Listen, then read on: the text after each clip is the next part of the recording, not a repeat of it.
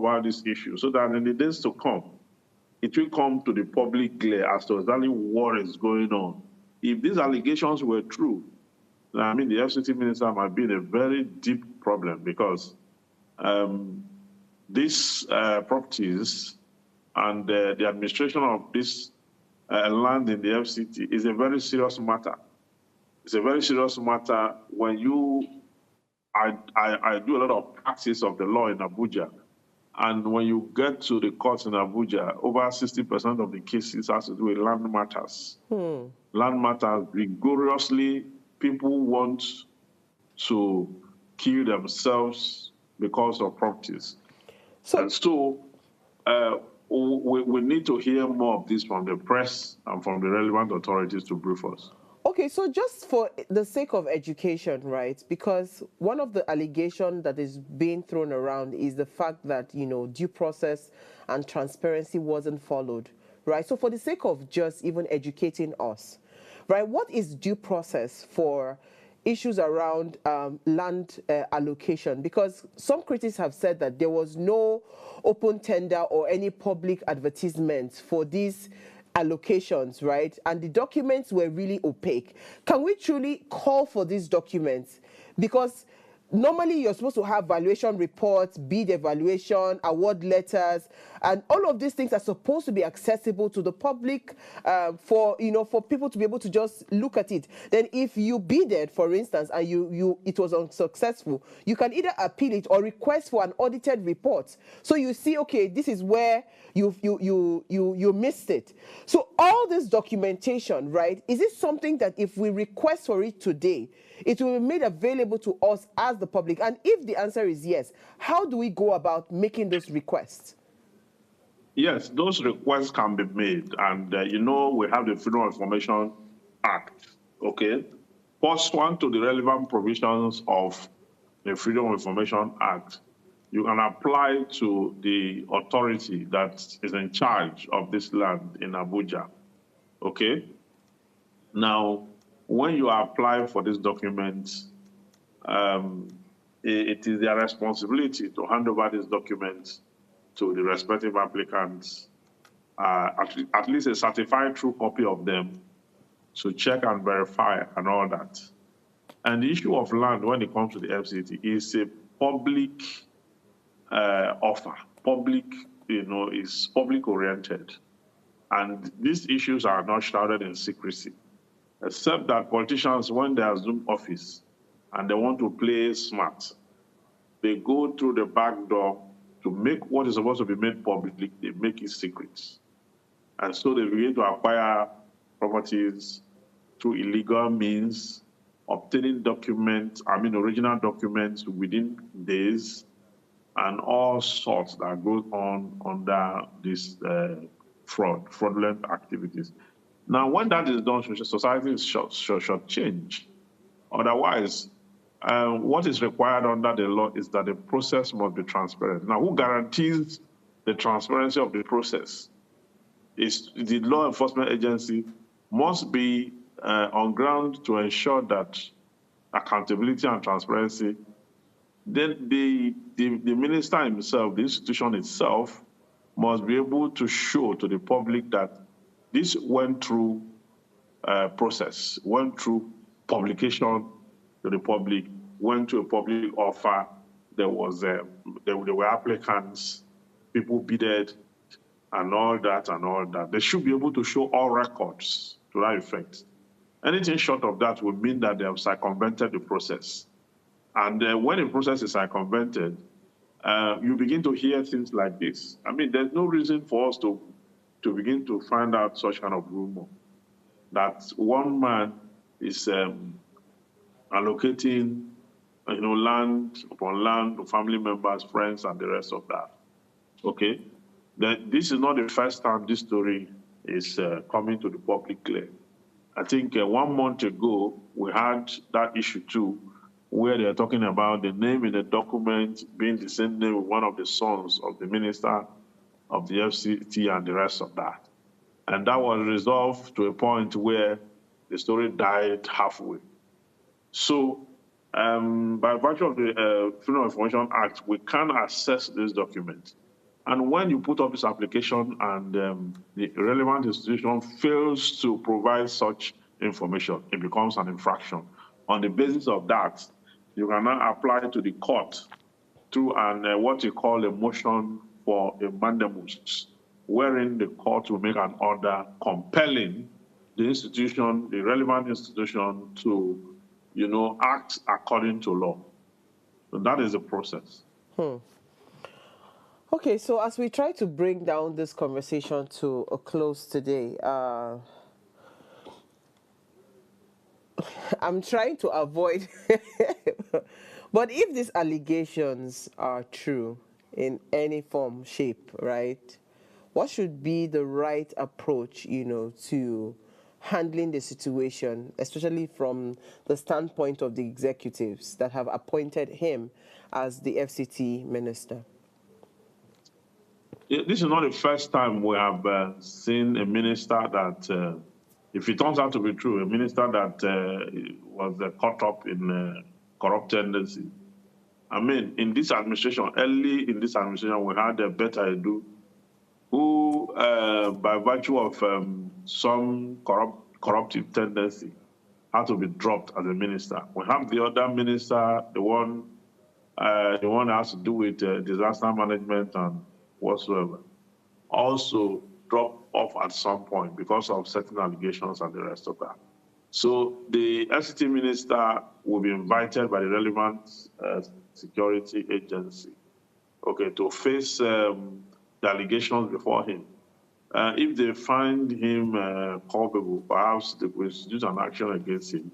But it's left for the president of the Federal Republic of Nigeria, who appointed him, to decide whether or not is going to dismiss or whatever it is of penalty you find there. Because once this kind of allegation is hanging on the neck of a minister, the honorable thing to do is to resign. But because we don't resign in Nigeria, we will be at the mercy of the president until the president decides whether he wants to reshuffle his cabinet, he wants to sack, or he wants to suspend. And I think in Better Edu's case, the word suspension was used, even though it's still there till now. So sometimes they ask you to go on terminal leave, or they ask you to, whatever it is, language they decide to deploy is the prerogative of the executive to so decide. The president can remove anybody at any time without running foul of any law. So that is what the case is. Until then, that's why I said we need time on this case, so that when things unfold, we'll have a clearer picture of what has happened. Okay. One final question for you. The legal processes in Nigeria can be quite cumbersome. You said that if you had 100 cases in the courts today in Abuja, 60% are linked to issues around land. Same here in Lagos. I think it's everywhere in the prime cities, in Nigeria. Land problem has always been from time immemorial. Is it possible that the court, are very they start to carry out expedited processes? Is it something that can be possible? Is it something that we can also demand for? So you're not in court dragging case for years. Is that possible? Yeah, it's possible. It's possible, but the possibility is costs. It has cost implication, because we need to build more courts and we need to employ more judges. Because if you look at over 200 million people, in most of these states, how many courts do you have? In Abuja, for example, the courts, in Abuja, how many courtrooms do you have in the whole of the High Court complex? Okay. And land matters are only the state High Court that have original jurisdiction to hear land matters, not the federal high courts. Okay, so we need to build more courts, employ more judges, expand the judicial space. We are still handling the judiciary as though we are still, 10 million people. Okay, whereas we're over 200 million. Cases are being filed every day. Barrister Evans, there Yes. was just a just conclude. We saw photo shoot on social media now. All the law people, even including your Senator Dino Milai is now a lawyer. We have a lot of No, lawyers graduating from law school no, every no. now Yeah, and you are talking again. about lawyers. You are talking about lawyers. I'm talking about judges. Oh, okay. Before you can be a high court judge, you must have put in 10 years in practice. So my point is, Do can you they not understand? step down instead of 10 years in practice, 5 years in practice, make more judges? Like No, I'm just no, no, saying. no. No. You need to understand what law is. You see all these people you saw that called to the bar last week. You see all these people you see that at the end of the day, less than 30% of them will come to practice. Most of them will go to entertainment law. They, Uh, they don't like many of litigations. them, many of them want to sing. Many of them want to sell hair. Many of them want to do many things. Except we Barrister are Evans, left that's up. not nice. You said they want to say. No. They have alternative talents. You understand? Which they find lucrative. So at the end of the day, we are only few left in litigation. So for some of us who cannot do any of that in other than litigation, we are left in litigation. So many of them will go and do many won't travel out and all that. Many of them will go and do commercial practice where they will not go to court to face any judge and all that.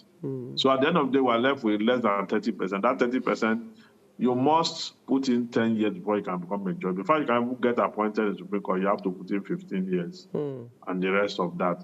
It is that long period that will really ground you in the law, because it's not enough to graduate as a lawyer. The law is not taught in the law school.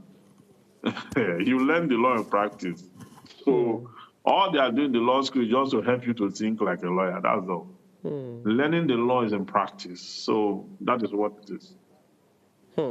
Thank you so much, Barrister Evans. I think you've really done justice to this conversation. Thank you so much for your time this Very well. evening.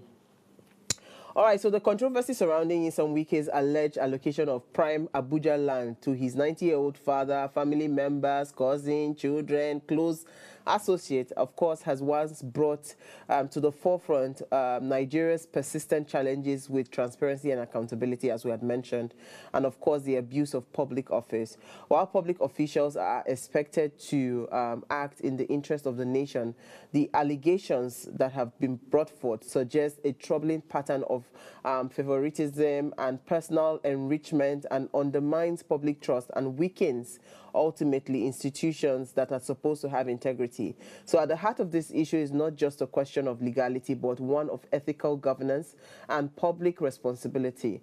When due process is sidelined, the public resources are perceived to be distributed based on connections rather than merit. It breeds this cynicism, it erodes civic confidence, it fuels systemic corruption. So to restore credibility, it is imperative for institutions to uphold transparency, enforce accountability, and ensure equitable access to public assets, right?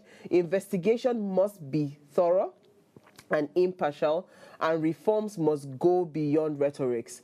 Only by holding leaders accountable and closing the gap in governance can Nigeria move forward to a more just and transparent system on which public office is truly positioned to serve and not for personal interests. So to this light, I would call on all the relevant authorities that are supposed to be governing bodies or watchdog for issues around these allegations to please, even if the public does not call you to act, for just sake of integrity, act and investigate, and let us see, how the process has been, if it's been transparent and if it's been good. All right, so thank you again to our guest, Barrister Evans. Thank you so much for watching. For you watching us online everywhere, thank you for watching. And please remember to like, share, invite your families and friends to continue to watch and follow the conversation. If you missed our quote from our Nyesom Wike, the current FCT minister, he says there's great accountability and transparency in the way funds are being managed now. So he's referring to all the funds that he has been able to, raise and gather in the FCT since he assumed the position as minister of the FCT. So hopefully let's see, how true this quote is from him. We'll see you guys tomorrow, 8 p.m. Enjoy the rest of your evening. Nigeria, by extension Africa, battles a growing youthful population, and with little or no meaningful engagement, leaves a ticking time bomb on our hands. We are a blessed continent with great wealth, both in people and material. Our focus on ways remains driving conversations that affects us all. Topics in the news, social concerns, politics, leadership, governance, empowerment, resource management, conflict management, finance, SME sustainability, technological innovation, food security, health, education, brain drain, our well-being, citizenship, and much more. Our goal is to continuously drive these conversations, keep them burning at the table to effect a positive change, both for our nation and continent. Ways, what are you saying, has a secret ingredient that completes the conversation every single episode, and that ingredient is you. Our past conversations shaped our yesterday. To shape our tomorrow, we must keep talking. So, I want to hear you. Be a part of our live conversations Mondays through Fridays. And let's all have our say.